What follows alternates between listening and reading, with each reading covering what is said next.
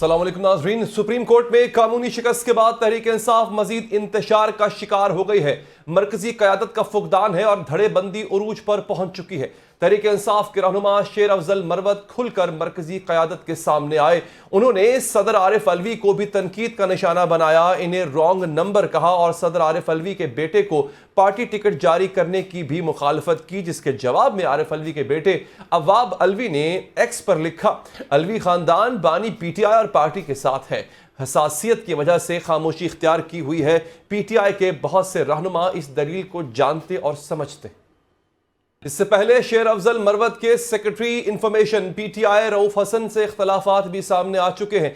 Media interviews में तहरीक इंसाफ के secretary इत्तलात ने बताया, शेर अफजल मरवत ने कई ऐसे बयानात दिए जो बानी पीटीआई की हिदायत के मुताबिक नहीं थे। उन्होंने वाजे किया था शेर अफजल मरवत के पास कोई पार्टी ओहदा नहीं और तहरीक इंसाफ इनके बयानात को सपोर्ट नहीं करती। इस पर शेर अफजल मरवत ने रऊफ हसन के खिलाफ इंतहाई सख्त जबान इस्तेमाल की थी। तहरीक इंसाफ के एक और सीनियर रहनुमा हामिद खान ने तो शेर अफजल मरवत को पहचानने से ही इनकार कर दिया। उन्होंने कहा, दो चार लोग ऐसे होते हैं जिनको किसी और तरीके से भेजा जाता है, लेकिन शेर अफजल मरवत कहीं भी पार्टी को लीड नहीं कर रहे। हामिद खान और रऊफ हसन के बयानात के बाद शेर अफजल मरवत ने सोशल मीडिया साइट एक्स पर ट्वीट किया था कि जहनी बीमार लोग इनके खिलाफ बयानात दे रहे हैं, इसलिए वो सिंध में अपनी मुहिम खत्म करने का ऐलान करते हैं। इससे पहले 4 जनवरी को भी शेर अफजल मरवत और बैरिस्टर गौहर की लड़ाई सामने आई थी। दोनों ने अलग अलग न्यूज कॉन्फ्रेंस की थी और बानी पीटीआई की चीफ जस्टिस से मुतालिक राय पर अलग अलग नुक्ता नजर पेश किया था। गौहर खान ने न्यूज कॉन्फ्रेंस में कहा, बानी पीटीआई ने कभी नहीं कहा कि इन्हें मौजूदा चीफ जस्टिस पर एतमाद नहीं, जबकि शेर अफजल मरवत ने कहा, बानी पीटीआई ने कहा है इन्हें चीफ जस्टिस पर कोई एतमाद नहीं। इख्तिलाफात की इस आग पर पीटीआई सीनियर रहनुमा गौहर खान ने पानी डालने की कोशिश की है। उन्होंने कहा है, शेर अफजल मरवत हमारा है और हमारे साथ ही रहेगा। इख्तिलाफात भुलाकर पार्टी के उम्मीदवार की हिमायत की जाए।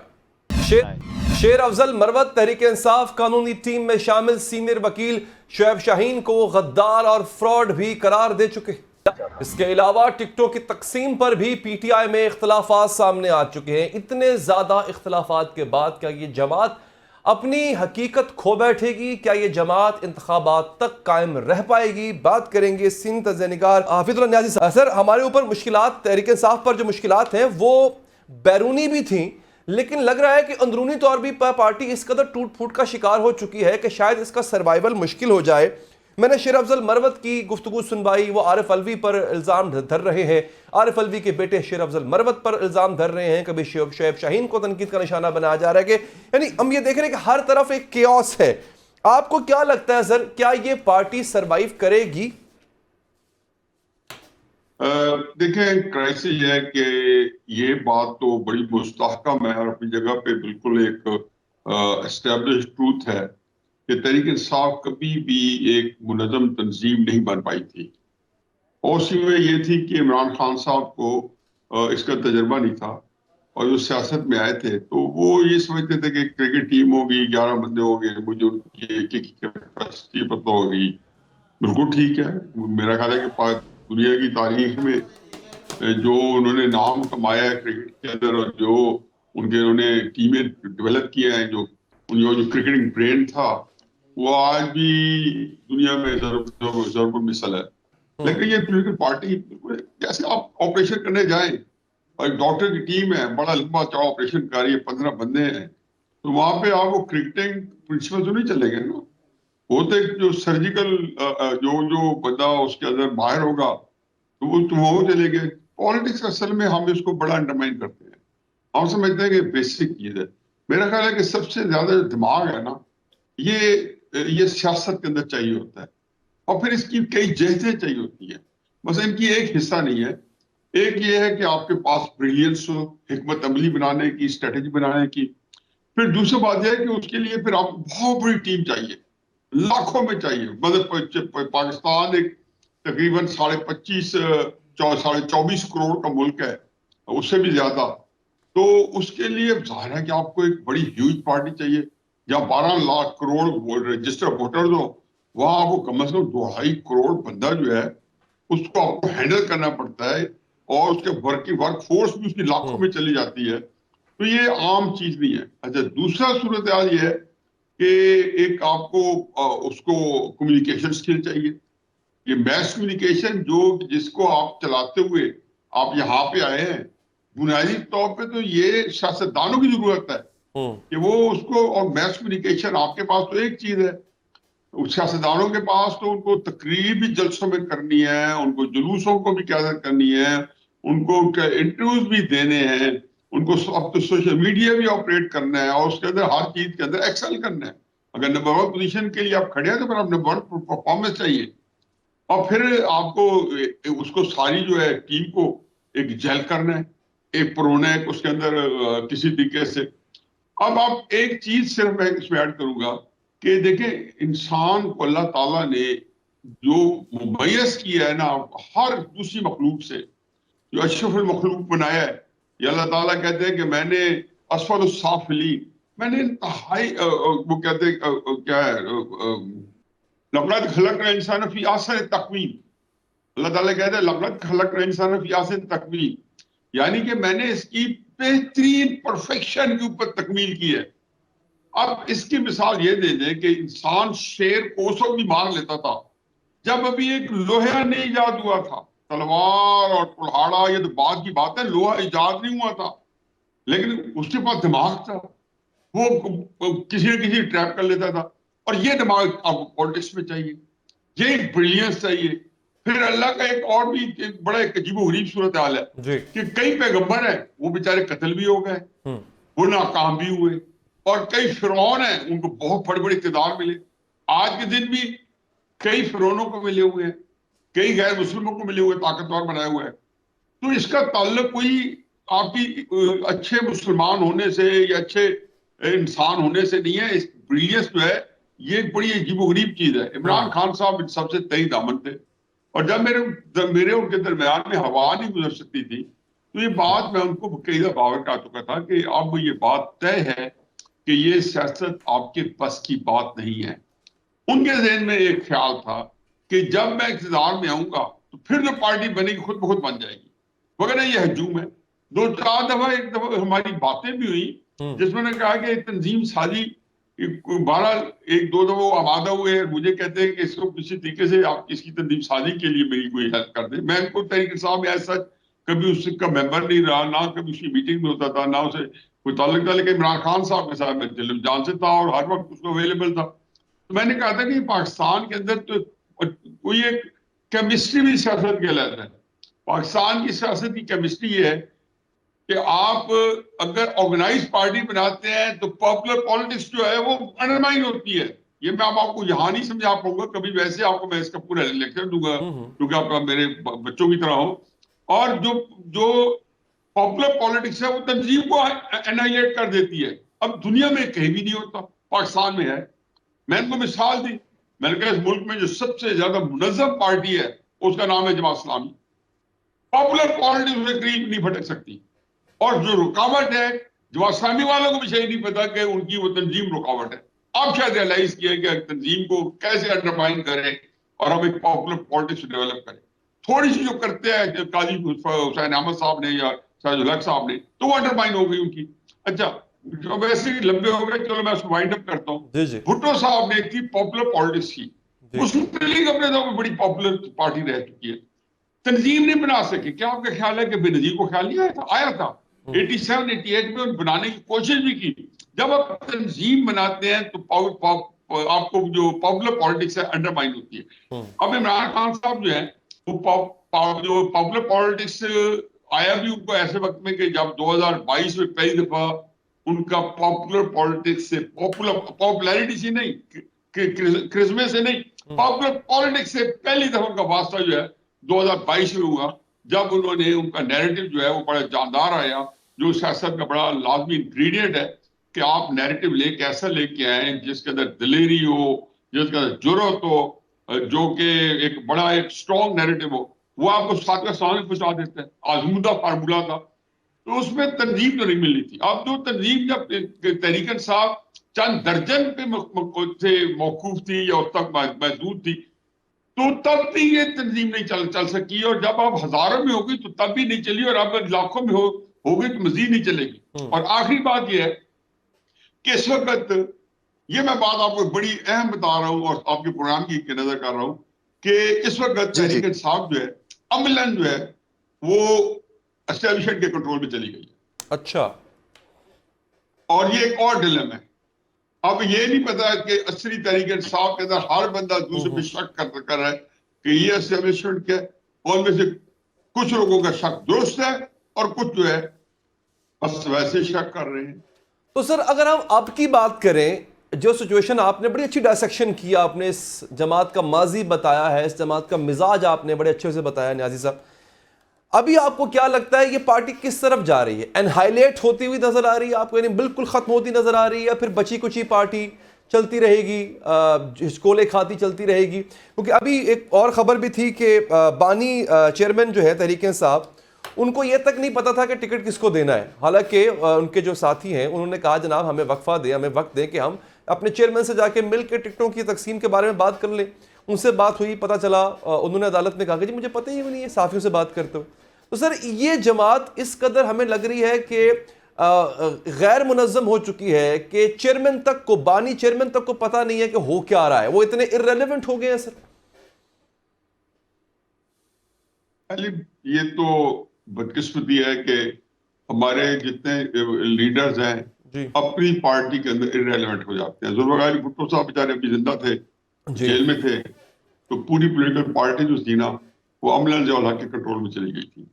नवाज शरीफ साहब इतनी मजबूत, इतनी स्ट्रॉन्ग पॉलिटिक्स कर रहे थे दिसंबर 2021 तक, तो आपने देखा कि उन बेचारे इतने बेबस थे कि उसी बाजवा को जिनके साथ उन्होंने एक बोन ऑफ कंटेंशन थी, उसकी उन्होंने ना सिर्फ ये कि मुद्दत मुलाजमत में 2019 में तोसी दी, बल्कि 2010 के बाद 2022 में 12 अप्रैल को बाजवा साहब ही के बनाए हुए प्लान के अंदर उन्होंने हल्फ उठा लिया, और पूरी सियासत उनकी जो है वो ऐसी तैसी फिर गई। अब क्राइसिस ये है जी कि एक एक अजीबोगरीब पाकिस्तान के अंदर एक सूरत हाल है कि इमरान खान साहब जो है, उनकी जो सियासत है वो, उसको जिस चीज ने जला बख्शी है वो ये है कि नवाज शरीफ का नैरेटिव जब उनको मुंतकिल हुआ, और इमरान खान साहब का नैरेटिव जब नवाज शरीफ साहब को मुंतकिल हुआ कि जी एस्टेब्लिशमेंट का मोहरा होने का, तो जाहिर है कि जो पब्लिक सपोर्ट है पाकिस्तान के अंदर एक बड़ी जो है, मैं उस पे दो फिक्र बाद में कहूंगा, तो उसके अंदर ये बढ़िया है कि जिस किसी ने एस्टेब्लिशमेंट से टक्कर ली, वो उसकी सियासत सातवें आसमान में पहुंच जाती है। लेकिन इस सियासत के अंदर एक बहुत बड़ा एक सुकम है। इन्होंने जब 12 अप्रैल को हुकूमत पकड़ी, बाजवा साहब की हुकूमत उन्होंने ले ली, तो नवाज शरीफ साहब आप देख ले कि आपका क्या ख्याल है कि कोई पॉपुलर पॉलिटिक्स को कुर्बान करता है? कोई नहीं करता, लेकिन बेबस हो गए थे। हकीकत यह है कि इमरान खान साहब बिल्कुल उसी तरीके से इस वक्त बेबस है, नवाज शरीफ साहब से और जुल्फ़िकार अली भुट्टो साहब से ज्यादा बेबस है। अब उनके पास जो नैरेटिव है, उस नैरेटिव के अंदर जैसे मैंने अभी अर्ज किया है, वो आपको सातवें आसमान में पहुंचा देता है पॉपुलैरिटी में, लेकिन उस नैरेटिव का खामी ये है कि उसके साथ इक़्तिदार नहीं मिलता। किसी को मिला हो आप 70-75 साल में, तो मैं कहता शायद, मतलब पाकिस्तान के अंदर आप कुछ चीज प्रोडिक्ट नहीं कर सकते, अनहोनी भी हो सकती है, लेकिन ये अनहोनी नामुमकिन के करीब अनहोनी है। आप ये इक़्तिदार से दूर चला जाता है। यही बात मेरे बेटे ने 12 या 13 अप्रैल 2022 से पूछी कि मेरे हमारे लीडर की सियासत को, अब्बा जान आप कहाँ देख रहे हैं? तो मैंने कहा बेटा आपका जो मामू है वो पहला राउंड जीत चुका है, कि ना उसको अपनी नालायकी का हिसाब दे रहा है, ना अपने दौर की करप्शन का हिसाब उससे मांग रहा है, ना जो मिस बैड गवर्नेंस है, ना उसने पाकिस्तान की जो सफारती तन्हाई कर दी उसका हिसाब ले रहा है, ना उसे कोई 50 लाख घरों का ले रहा है, ना 1 करोड़ नौकरी का ले रहा है, ना उसे कोई पहले साल उन्होंने 9,000 अरब रुपए टैक्स इकट्ठा करना था, पता नहीं क्या क्या करने थे, और 200 अरब डॉलर जो पाकिस्तान का लूटो पैसा वापस लाना था। किसी ने पूछा? तो इसका मतलब वो पहला राउंड जीत गया। लेकिन इस राउंड में ये प्रॉब्लम है कि जिस नैरेटिव में जीता है उसके अंदर इलेक्शन नहीं है। अब 6 महीने बाद या तुम्हारा लीडर नहीं है या एस्टेब्लिशमेंट नहीं है। तहरीक इंसाफ वालों को ये सहूलत हासिल थी और कि उनको ये कि जी इस दफा हमने फौज पे हावी आ जाना है, ये सहूलत मैं भी दे सकता हूँ अपने आप को। और अली तो बहुत माशाल्लाह बहुत बड़ा एंकर है, वो तो हर वक्त अपने आप को ये दे सकते हैं सहूलत। देने की क्या, इसमें क्या अर्थ है, जी। बुद्धि देनी है अपने आप को। तो ये अब जो है टोटल कैओस है। अब इसका क्या होगा, मैं ये नहीं समझता कि एस्टैब्लिशमेंट पे सारे काम में कामयाब हो जाएगी, क्योंकि एक चीज बड़ी बड़ी जो है वो आप उस तरह उसको इग्नोर नहीं कर सकते। मैं ठीक है कि ये पहले मौजूद थी, नवाज शरीफ साहब के वक्त भी मौजूद थी, शेख मुजीबुर रहमान के वक्त भी मौजूद थी, भुट्टो साहब की मौजूद थी, कि इन लीडरों की ह्यूज पब्लिक सपोर्ट थी जो कि एस्टैब्लिशमेंट के लिए मुआंदाना रवैया अपना चुके थे। लेकिन उसके अंदर बहुत सारी लिमिटेशंस थी। शेख मुजीबुर रहमान लड़ना चाहता था, वो अपने लोगों के साथ, फौज के साथ लड़ा और जीत गया। भुट्टो साहब जो है वो जान की बाजी हार गए, लेकिन फौज के साथ नहीं लड़े, जान दे दी, नहीं लड़े। नवाज शरीफ जो है उन्होंने एक तजहीक का मेल मुआहदा कर लिया, फौज से नहीं लड़े। इमरान खान साहब ने हर दफा देखा और उन्होंने एंजॉय करनी शुरू कर दी अपनी पॉपुलैरिटी को, विदाउट रियलाइजिंग कि उसको एक हद तक एंजॉय करने के बाद उसकी एक्सक्यूशन के लिए प्लानिंग करनी है। एंड ऑफ द डे तो आपको एक डब्बा चाहिए जिसके अंदर वोट चाहिए, जो आपकी सपोर्ट है। अगर आप डब्बा ही नहीं ले पाते तो आपकी सपोर्ट है 1 करोड़ वोट की है, या आपकी 12 करोड़ में से 8 करोड़ वोट आपके हैं जी। आप देख ले मरीम नवाज साहबा के जलसे हैं, आप इनको नजरअंदाज कर देंगे। ये समझते थे कि जी चूंकि उस वक्त मैदान खाली था, वैक्यूम था, नवाज शरीफ साहब या मुस्लिम लीग सियासत करने पर तैयार ही नहीं थी। मरीम नवाज साहबा बेचारी ने कोई 2018 या 19 में कोई कहा था, वो कोशिश की 2019 में, उसको चुप करो रखा दिया गया। अब वो वैक्यूम ये है तो मार्च 2018 से लेके अब आगे जो है 20 अक्टूबर या 21 अक्टूबर 2023 में आगे नवाज शरीफ साहब ने उसको फिल इन किया है। तो तहरीक इंसाफ उस वक्त जो जजमेंट कर रही थी वो बिल्कुल ठीक थी कि मेजोरिटी पूरी थी। अब ऐसा ऐसा सर्वे देखेंगे उनको पता चलेगा कि वो, मैं हमेशा कहता था कि देखो ये तहरीक इंसाफ का जो एडवांटेज है और वही उनका डिसएडवांटेज है कि बाकी पार्टी अली इनरेलेवेंट हो गई थी। मुस्लिम लीग वाले गुस्सा कर, मैं कह रहा हूँ कि गैर मकबूल है, पर नहीं, इनरेलेवेंट होना होता है कि मेरी और अली की लड़ाई खत्म होगी तो फिर तय होगा कि जी जो दूसरे बंदे से मेरी लड़ाई है वो उसका क्या बनता है, उसमें मैं हावी हूँ, वो हावी। अभी नजरें इस लड़ाई पे है कि इमरान खान साहब के एस्टैब्लिशमेंट की लड़ाई के ऊपर। लेकिन जिस तरीके से एस्टैब्लिशमेंट खेल रही है उनका जो एतमाद है, बल्कि मैं किसी एक बड़े आदमी से मुलाकात की एस्टैब्लिशमेंट की, तो मैंने उससे अपना फलसफा झाड़ा जो आपके सामने झाड़ रहा हूं। अब मैंने कहा जी आप लोग फारिग हैं। जब उसे फलसफा झाड़ा तो मुझे पता लगा मैं फारिग हूं। तो मुजीबुर रहमान शामी साहब ने मुझे पूछा मुलाकात कैसी रही। मैंने कहा जी मेरे नजदीक मैं समझ रहा था कि वो फारिग है कि स्ट्रेटेजी हिकमत अमली में, उनके नजदीक हम फारिग थे। अच्छा, हम जो लोग जो फलसफा बेच रहे हैं वो उनके नजदीक वो एक मेरे आइडियलिस्ट किस्म की सूरत है। लेकिन आपका पाकिस्तान जो है वो बुरान से नहीं निकल पाया। चले नाइब साहब, आपका बहुत शुक्रिया, जिस अच्छे तरीके से आपने एक्सप्लेन किया है और आपने डायसेक्शन किया है पूरी सिचुएशन की, बहुत ही एक्सपर्ट लेवल पे ये पूरी गुफ्तगू थी जो आपने की, हमें बहुत कुछ सीखने से मिला। बहुत शुक्रिया सर आपका। आगे बढ़ेंगे नाज़रीन। लड़ना झगड़ना तहरीक इंसाफ का वतीरा बन चुका। इलेक्शन कमीशन में झगड़ती है, अदालतों में झगड़ती है, इदारों से झगड़ती है, कभी शिकायत करती है, कभी तहफ़्फ़ुज़ात ज़ाहिर करती है, कभी अदम एतमाद का इज़हार करती है, कभी धमकी लगाती है और कभी तोड़ फोड़ और जलाओ घिराव के रास्ते पर चल पड़ती है। बल्ले का इंतखाबी निशान छिन जाने के बाद से तहरीक इंसाफ मजीद गुस्से में है, इलेक्शन कमीशन से भी नाराज़ है और सुप्रीम कोर्ट से भी शिकवा कुना है। सुप्रीम कोर्ट के फैसले को बदकिस्मती करार दे रही है, तनकीद कर रही है। तहरीक इंसाफ के वकील लतीफ़ खोसा एक केस में सुप्रीम कोर्ट के चीफ जस्टिस काजी फायज ईसा के सामने पेश हुए। उन्होंने इस्तदा की कि बानी पीटीआई की तोशाखाना केस में नाअहली के खिलाफ दरख्वास्त समात के लिए मुकर्रर की जाए। इसके जवाब में चीफ जस्टिस ने रिमार्क्स दिए, लतीफ़ खोसा साहब आप बाहर जाकर इल्ज़ामात लगाते हैं, एक तरफ आप अदलिया पर एतबार नहीं करते, दूसरी जानिब रिलीफ भी मांगते हैं। चीफ जस्टिस के रिमार्क्स पर तहरीक इंसाफ से वाबस्ता वकील इंतजार हुसैन पंजोता ने सोशल मीडिया प्लेटफॉर्म्स एक्स पर रद्द-ए-अमल दिया। उन्होंने लिखा, सुप्रीम कोर्ट में केस फिक्स करवाने के लिए चीफ जस्टिस के पास इख्तियार है। बानी पीटीआई की इलेक्शन लड़ने पर गैर कानूनी पाबंदी के खिलाफ दरख्वास्त कई हफ्तों से दायर कर रखी है।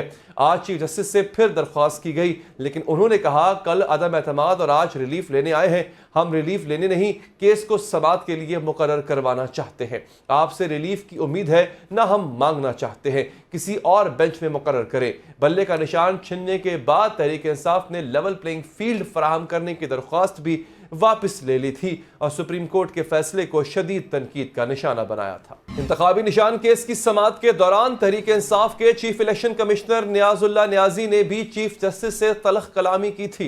नियाजुल्लाह नियाजी ने इल्जाम लगाया कि जब उनके बेटे का लाइसेंस इंटरव्यू हुआ तब भी जस्टिस काजी फायज ईसा ने पीटीआई के सवाल पूछे थे। इस पर चीफ जस्टिस ने बरहमी का इजहार करते हुए इन इल्जामात से इनकार किया था। वकला की दो बड़ी तंजीमें भी चीफ जस्टिस के हक में सामने आ गई हैं। पाकिस्तान बार काउंसिल और सुप्रीम कोर्ट बार के ओहदेदारों ने इस्लामाबाद में प्रेस कॉन्फ्रेंस की। उन्होंने बल्ले के निशान से मुतालिक तहरीक इंसाफ और इलेक्शन कमीशन का फैसला दुरुस्त करार दिया और मुतालबा किया कि जजेस की जात को निशाना न बनाया जाए। वज़ारत दाखिला ने जजेस के खिलाफ मुहिम की रोकथाम के लिए मुश्तरका तहकीकाती टीम बना दी है। JIT अराकीन में इंटेलिजेंस ब्यूरो, ISI और DIG इस्लामाबाद को शामिल किया गया। PTA का नुमाइंदा भी JIT में शामिल किया गया है।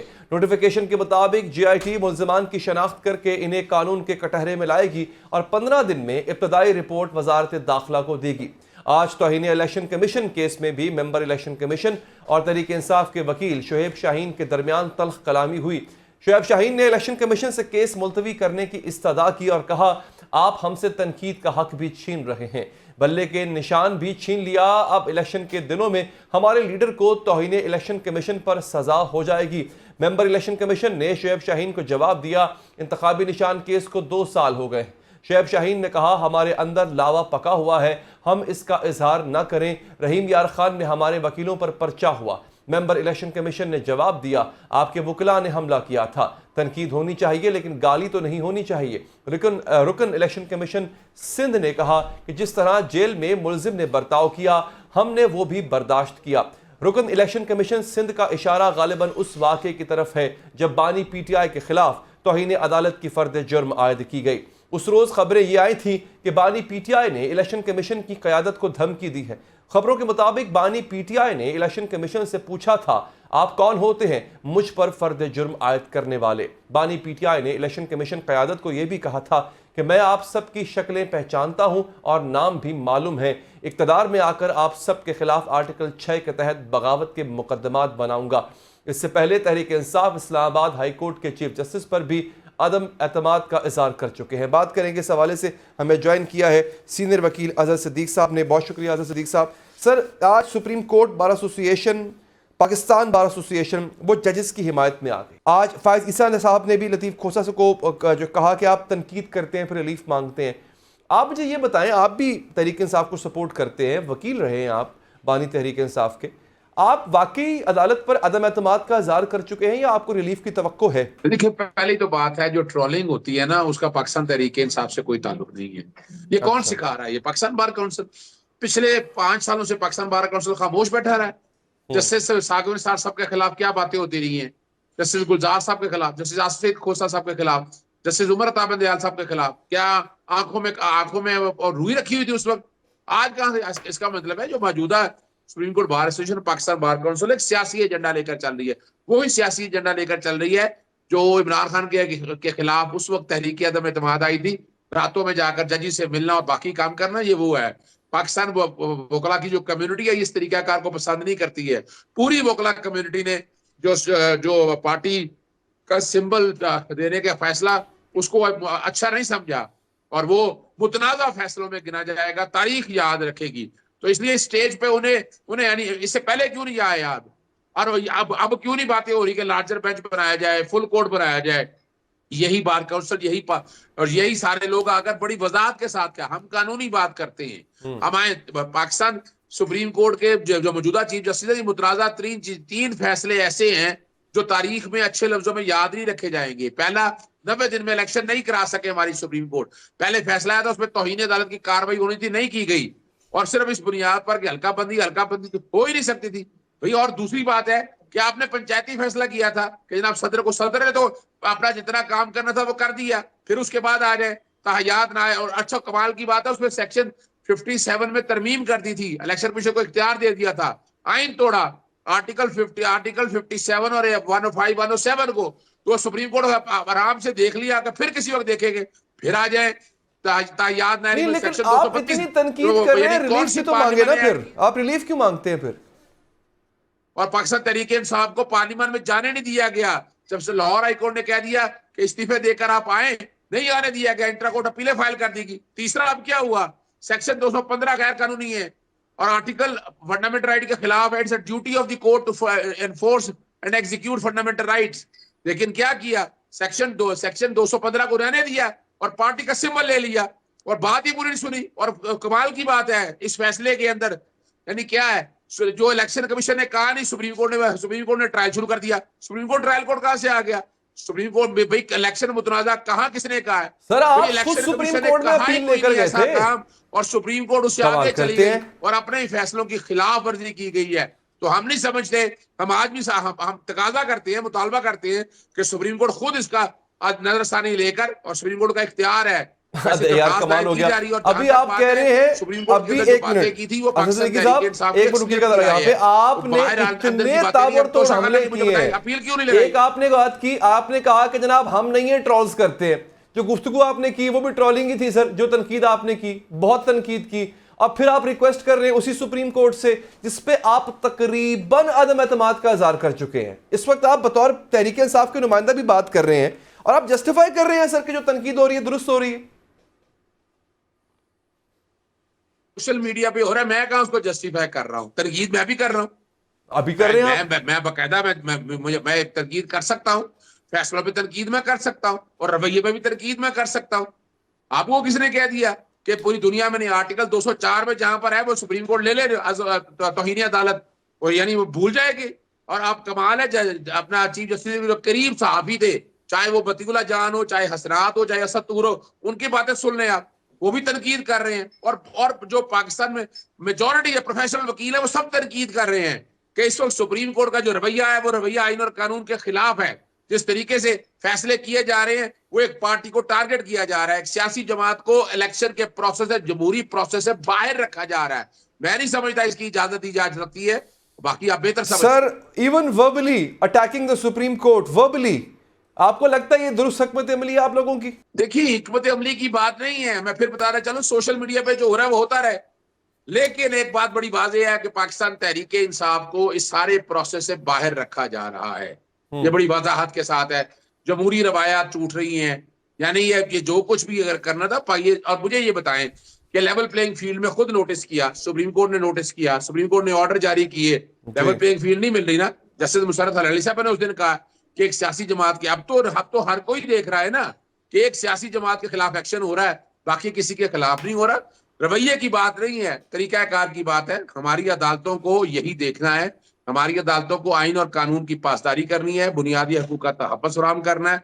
अभी फिलहाल पाकिस्तान तहरीक इंसाफ की रिजर्वेशन बड़ी वजाहत के साथ मौजूद है मौजूदा अदालती निज़ाम पे, मौजूदा अदालती सिस्टम पे। यानी इस मुल्क में इलेक्शन हो रहे हैं और अदालतें डे टू डे ट्रायल चला, भाई इस वक्त इलेक्शन हो रहे हैं, क्या डे टू डे ट्रायल क्यों रोजाना चलाए जा रहे हैं? इस बात को, इस प्रोसेस को रोका जाए। आपकी अपनी अपील लगी हो फिर तो आप डे टू डे ट्रायल मांगेंगे ना सर? सिर्फ फोकस टोटल इलेक्शन, आपकी अपील नहीं लगी हुई। खैर, बहुत बहुत शुक्रिया आपका, आपने प्रोग्राम के लिए वक्त निकाला। वक्फा लेंगे, वक्फे के बाद हाजिर हूँ।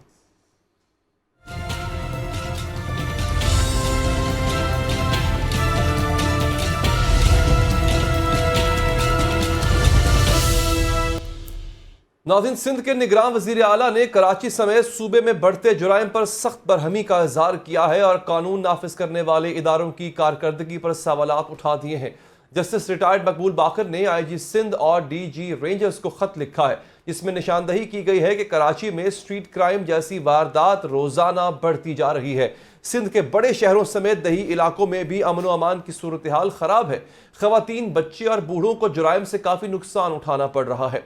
सहाफियों, वकला, डॉक्टर्स, ताजरों और दीगर पेशावर अफराद को जानो माल के खतरात लाहक है।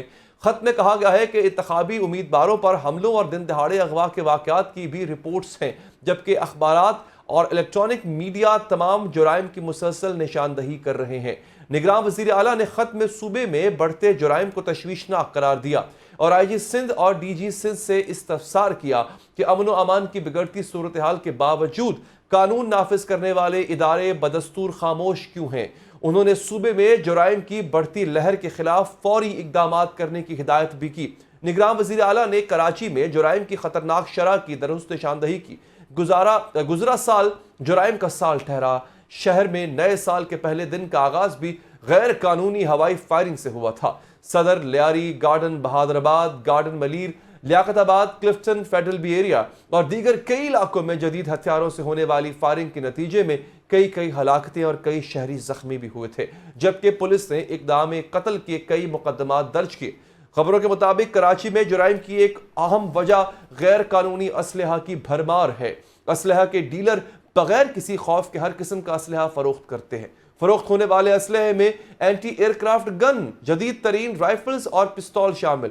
मीडिया रिपोर्ट्स के मुताबिक गैर मुल्की जदीद बंदूकें भी मार्केट से खरीदी जा सकती हैं।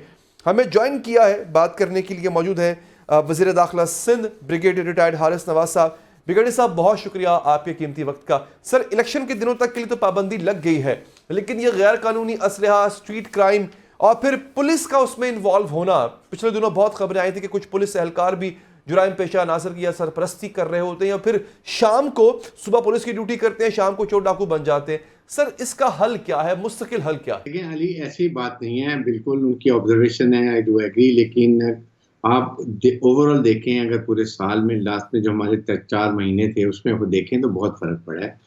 हमने कराची में तकरीबन 80 के करीब डिकॉइट्स को मारा है। कराची स्ट्रीट क्राइम्स के अंदर 80 से ज्यादा लोगों को हमने इंजर्ड किया डिकॉइट्स को, और फिर मेरे ख्याल में ओवर 100 लोगों को हमने अरेस्ट करके बुक किया है FIRs के अंदर।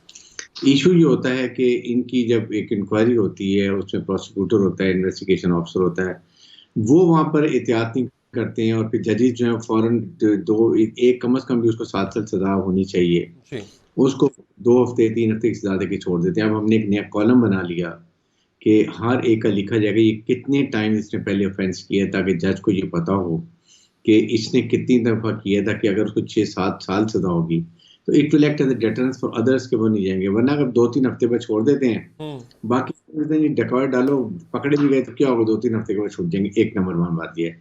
सेकंड ये कि देखिए, यहाँ पर ड्रग्स का प्रॉब्लम तो हमने बहुत कंट्रोल किया। यू कांट बिलीव कि टनों के हिसाब से हमने ड्रग्स को पकड़ा है। अच्छा। और लैक डीजल और पेट्रोल हमने स्मगलिंग रोकी है। 20 अरब के करीब हमने सारा ये जो गैर मुल्की सामान होता है इसको हमने पकड़ा और कस्टम के सपोर्ट किया है। इसके साथ अभी 1.5 महीने में कोई तकरीबन 26 गाड़ियां स्नैच हुई थी। उसमें से हमने 20 गाड़ियां जो नई अभी पकड़ी गई थी ये रिकवर करके उनको हैंडओवर किए हैं। टीवी पे खबर भी चली है। 6 पुरानी गाड़ियां थी वो भी की हैं। तो ये 26 गाड़ियां हमने ये 1.5 महीने में रिकवर की हैं। बड़े नेट बस्ट किए हैं, बहुत ये काम भी करे पुलिस को। देयर आर हैंडीकैप्स, और वो हैंडीकैप आई डू अंडरस्टैंड कि जो आप बात कर रहे हैं या CM साहब ने भी की है, बट ओवरऑल देखें कच्चे में हमने अभी तकरीबन 11 लोग ड्राइवर उठा के ले गए थे टिकॉट विदाउट पेइंग रैंसम, हमने पूरे वो वापस कर दिए हैं। इसी तरीके नेशनल हाईवे ब्लॉक नहीं करने दे रहे हैं, कहीं पर भी ऐसी बात नहीं होती है। थिंग्स आर इम्प्रूविंग, रेंजर्स बहुत अच्छा काम कर रहे हैं। सो अगर वो कंसर्न होते हैं, वो मैंने खुद भी 2 दिन पहले कॉन्फ्रेंस की, खासतौर because of forthcoming general election के बारे में बड़ा क्लियर बताया कि हमारी क्या पॉलिसी होगी, कैसे हमने इंश्योर करना है। अभी रात को पेट्रोलिंग हमने शुरू कर दी, पूरी रात लोग निकलते हैं बाहर, जिसमें SHOs भी हैं, DSPs भी हैं, SPs भी हैं, रेंजर्स अपने एरिया में निकल रहे हैं। तो अब क्योंकि ये इलेक्शन डेज है, वो कॉर्नर मीटिंग हमने फिर गलतियाँ कुछ आपके हमारे पॉलिटिशियन भी करते हैं, कॉर्नर मीटिंग करते हैं, बताते नहीं है, एन मौके पे कहेंगे आज हम मीटिंग। लेकिन ब्रिगेडियर साहब, यहाँ पे एक सवाल उठता है कि अगर तो इतने बेहतर हालात हैं तो फिर DG रेंजर्स को खत क्यों लिखे जा रहे हैं? आप कंसर्न शो कर रहे हैं अपना, IG को खत लिखा जा रहा है, और वजीर आला सिंध जो है वो खुद भी काफी इस पे कंसर्न शो कर चुके हैं। If things are so positive तो फिर आप कंसर्न क्यों हैं इतने? देखिए, उसमें बात ये है कि स्ट्रीट क्राइम जो लोकल ये जो होती है ना, स्नैचिंग चलती है, उसमें बिल्कुल इंक्रीज हुए हैं। लेकिन साथ फिर हम डिटरेंट इफेक्ट भी देखें हम क्या क्रिएट कर रहे हैं। मैं बड़ा ही फील कि मीडिया को दोनों चीजें कवर करनी चाहिए। हमने जब अच्छाई है जरूर बताएं और जब गलत बात है जरूर बताएं। आई डू एग्री, क्योंकि यही मीडिया से हमें बहुत चीजें पता भी चलती हैं, उसके बाद हम फिर करेक्टिव मेजर्स भी ले लेते हैं।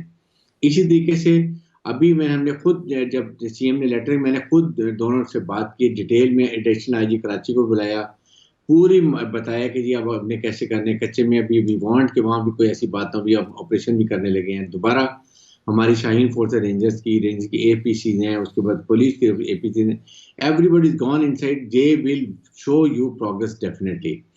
ये इलेक्शन दिनों में वी आर मोर केयरफुल। 5 से 6 महीने में देखें, खुदा का शुक्र है कि हमारे पास एक भी कोई ऐसा इंसिडेंट नहीं हुआ जिसमें कोई धमाका हुआ या सुसाइड बॉम्ब हो या कोई ऐसी बात हुई हो जो कि केपीके वगैरह में हो रही है। हम दुआ ये करते हैं इलेक्शन बड़े खैरियत से गुजरे।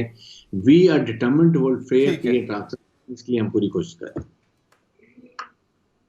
अच्छा, अब ब्रिगेडियर साहब, अब सवाल एक और भी बड़ा अहम है, वो है black sheeps with in the security agency. ये रिपोर्ट्स पिछले दिनों आई थी कि पुलिस या सरपरस्ती कर रही होती थी या पुलिस खुद शॉर्ट टर्म किडनैपिंग में शामिल होती थी या कुछ अहलकार वो डकैतियों में शामिल होते थे। पुलिस के अंदर आपको एक फिल्टर लगाना पड़ेगा, वक्त आपके पास भी कम है, उसके बारे में क्या किया गया या कुछ किया गया या नहीं किया गया? देखिए, फिल्टर भी लगाया हुआ है। एक डीएसपी अंडर ट्रेनिंग था, उसने एक इंसिडेंट किया था, प्रॉपर इंक्वायरी हो रही है और he will be taken task, कोई ऐसी नहीं है। जो भी इसमें इन्वॉल्व होता है वी, और हमने एसपी एसएसपी को उसको सस्पेंड कर दिया, वो इंक्वायरी अलग हो रही है। उसके बाद इतनी बड़ी ऑर्गेनाइजेशन वाइड ओवर स्प्रेड होती है, उसकी प्रॉब्लम होती है। प्रॉब्लम वही होती है कि अभी खुदा का शुक्र प्रेशर नहीं है, लेकिन पुलिस के लोग वही आपने लगाने हैं। चेक बैलेंस किया हुआ है, बहुत लोगों को सजाएं मिली हैं, डिसमिस सर्विस से किए जा रहे हैं, एडिशनल ये चीजें में हम कर रहे हैं। लेकिन ये प्रॉब्लम्स हैं क्योंकि पहले भर्तियां इस तरह की पॉलिटिकल हुई हैं जिसकी वजह से प्रॉब्लम होती है। अब जो होते हैं वो उनका प्रॉपर सिक्योरिटी एनालिसिस, उसके आईबीएस से उनका टेस्ट हो रहे हैं, उसके बाद प्रॉपर इंटरव्यू होते हैं, वी सिलेक्टेड के अच्छे लोग आए, अच्छी कारकर्दगी हों और पढ़े लिखे हों, ताकि वो आइंदा हमारी फोर्स की एक एसेट बन जाए। तो इन चीज़ों में अभी बड़ी सख्ती की हुई है, लेकिन आहिस्ता आहिस्ता पुराना जो है हमने गन वो निकाल रहे हैं काफ़ी हद तक। IG police, I am very happy with him, like DG rangers अपना काम करते हैं और ये बड़ा डिफिकल्ट टास्क है। नोबडी इज हैप्पी विद, एक अच्छे काम 10 होते हैं, एक गलत काम हो जाए तो सारा ज़ाया हो जाता है। तो मेरे ख्याल में we should give due credit. इस लिहाज से अब आपको नजर आएगा कि जब तक इलेक्शन हो रहे हैं हम कितना ही इस पर दिन रात हमारे लोग निकल गए हैं चौक्स के ऊपर, हॉट स्पॉट्स के ऊपर, जहाँ जहाँ भी हमने लगाए हैं, ताकि वो लोगों को नजर आए। फैमिलीज फ्री निकलनी चाहिए, कोई स्नैचिंग नहीं होनी चाहिए, क्योंकि टाइम होता है 7 से 10-11 बजे तक, जब लोग आते हैं अपने घरों में फैमिली से निकलते हैं, वो भी वांट उनको सिक्योर किया जाए। तो आई होप कि ये आपको कुछ बहुत बेहतर नजर आएगी। आई एम वेरी हैप्पी कि बस पकड़ लिए नेट, और उनको जो बस किया वो सारे इंटीरियर से आके गाड़ियां चोरी कर रहे थे, वो पकड़े गए, हमसे गाड़ी लेकर हमने एक इंडिविजुअल जो ओनर था उसको डिलीवर किया है, और ये टीवी पे हमने खबर चलाएगी। अच्छा ब्रिगेडियर साहब, एक और चीज जो कि थोड़ी सी अजीब लगी, वजीर आला सिंध इस वक्त बॉस है, द एग्जीक्यूटिव बॉस, वो आईजी सिंध को बुला के बात करते, बहुत बड़ा मसला है ये। डीजी रेंजर्स को कॉल कर सकते थे, बुला सकते थे। खत लिखना क्या है, मतलब वो भी आज के दौर में खत लिखा गया, मतलब you could have called him and asked him कि भाई क्या हो रहा है ये। बिल्कुल, और फिर खास तौर पे उनकी आप रिजर्वेशन में सुनिए, उनके तहफ़्फ़ुज़ात सुनिए कि उनको क्या प्रॉब्लम है। आई एम श्योर कि अगर लेटर लिखा है जो उनका प्रोगेटिव है चीफ मिनिस्टर का, लेकिन उसके बाद I am sure now DG Ranger and IG police will go to him and they must, वो अपने एक्सप्लेन करेंगे कि sir this is what is the reason, ये हमने कंट्रोल किया। आप एग्री कर रहे हैं सर मुझसे, अगर मैं गलत नहीं हूं तो मैं जो समझ पाया आपकी गुफ्तगू से, यूर एग्रीइंग कि खत की जरूरत नहीं थी, they could have been called. देखिए, मैं आई पर्सनली फील कि ये जो चीफ मिनिस्टर का प्रोगेटिव है, बजाय कि उन्होंने कॉल किया, उन्होंने उनको लेटर लिख दिया, दिस हैज डिफरेंट मीनिंग्स, और इसी तरह से कंसर्न भी शो होता है। Then you want to put pressure on them कि जी अभी आप और ज़्यादा कारकर्दगी बेहतर करें। And he keeps telling, meeting हमारी कैबिनेट की होती है, वहाँ भी बात होती है, लॉ एंड ऑर्डर की डिस्कशन होती है, उसकी बात करती है, chief minister very concern about it, बल्कि वो तो पुलिस स्टेशन को विजिट भी करते हैं, उसके बाद का हर डिपार्टमेंट में जाके वो काम करते हैं। He is untiring person and he feel happy when he is committed और काम कर रहे होते हैं। लेकिन जाहिर है कि जो उन्होंने बात की, आई एम श्योर इसका करेक्टिव मेजर जो दोनों डीजीज लेंगे, और आप इंशाल्लाह 2-3 दिन में इसकी आपको प्रोग्रेस भी नजर आ जाए। आपने अपना ओपिनियन रखा था सर इस मामले में कि they should have been called in and they should have been asked कि क्या हो रहा है, खत की बजाय ये काम करना चाहिए? अगर उन्होंने लिखा है तो मेरे ख्याल में इट डजंट लुक नाइस कि I should tell him and he is shown his concern on based on that I have told DGs के जी और आईजीज को जी आप ये दिस व्हाट इट इज और आप अभी एक हफ्ते में करें and then you should show your progress कि what all measures have maintain किन को हमने एसएचओ जीएसपी जो वीक हैं जो करके नहीं कर रहे हैं उनको कैसे हटा रहे हैं उनकी जगह कौन लगा रहे हैं प्रॉब्लम ये हुई है अभी इलेक्शन में पाकिस्तान का बैन लगा हुआ है एसएचओ तक आप नहीं कर सकते अगर करेंगे तो 2 हफ्ते लगते हैं जब तक ये इलेक्शन पूरे हो जाएंगे तो आप इन्हीं लोगों से इंशाल्लाह हालात ठीक है। बहुत बहुत शुक्रिया पिकेटी साहब, आपने प्रोग्राम के लिए वक्त निकाला। अब तक के लिए इतना ही नाजरीन, मुझे दीजिए इजाजत। अल्लाह ने के बाद।